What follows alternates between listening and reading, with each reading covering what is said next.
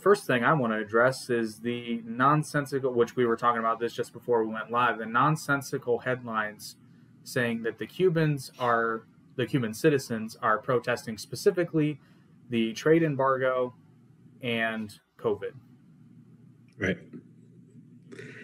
Which does not ring true after seeing videos of them shouting Libertad and waving American flags. Yeah, you would think that at least some Democrats would speak Spanish.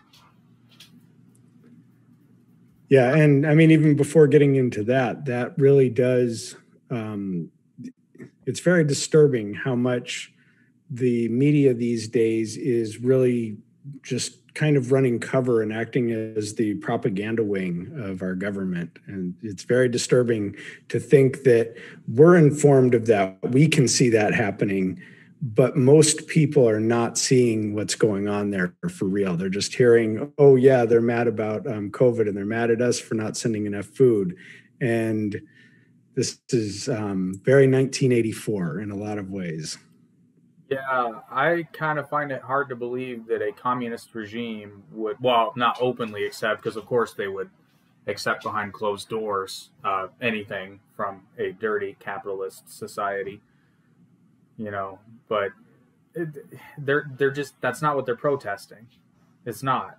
And there are plenty of Cuban Americans that are more than happy to tell you what their relatives in Cuba are telling them. Things that are happening on the ground, people that have been to Cuba, people who came from Cuba, people who risked their lives to get away from Cuba. But because they came to the United States and then may or may not have voted for Donald Trump or any other Republican office holder, they are now people whose opinion is not worth hearing.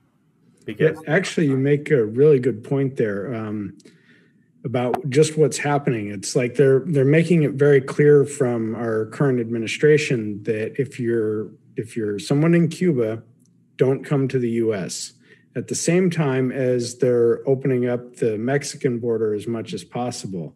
Like, well, that's kind of strange. Why would they? They changed their tune on that one, because when Kamala Harris was down in Guatemala, she actually said to a crowd of people on live television that, but keep in mind that the hilarity of this knows no bounds, because you're right, on the campaign trail, they were talking nonstop about, well, what if people are seeking asylum, this, that, and the other, and we should just let people in.